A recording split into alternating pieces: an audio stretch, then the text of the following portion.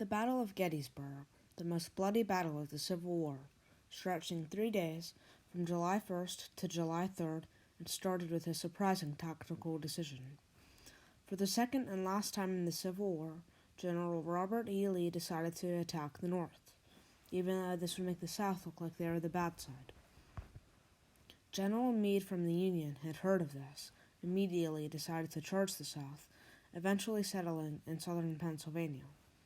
After hearing this news, General Lee decided to attack Gettysburg.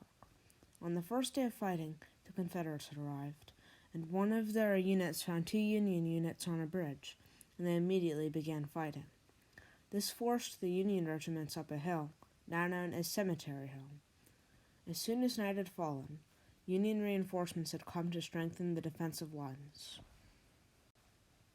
The first day of fighting was not really too chaotic, but it set the scene for the rest of the battle, in which the North is defending. This is a very unusual thing, because the Union was supposed to be reconquering the South, so they should be on the aggressive side, but the Confederates really are in this battle. One would expect for the Confederates just to stay on the defensive side of things, because they are trying to keep their ground safe. On the second day of fighting, July 2nd, the Union stayed on the defense, and the Confederates wrapped around them. Later that afternoon, the Confederates started a strong push against the Union left flank, which caused many fights to ensue. The fighting occurred in Devil's Den, Little Round Top, the Wheat Field, the Peach Orchard, and Cemetery Ridge.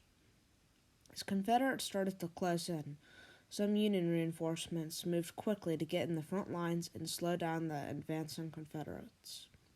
Meanwhile, over at Cemetery Hill and Culp's Hill, though some fights were close, the Union troops were able to stop the Confederate attackers. As night had fallen, the fighting had come to a stop for the rest of the day.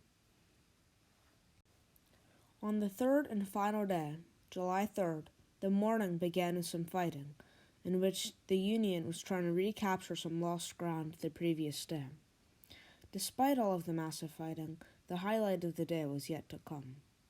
General George E. Pickett had gathered 12,500 men to charge the center of the Union force. This ended up being a massive failure, and General Lee was forced to retreat back to Virginia.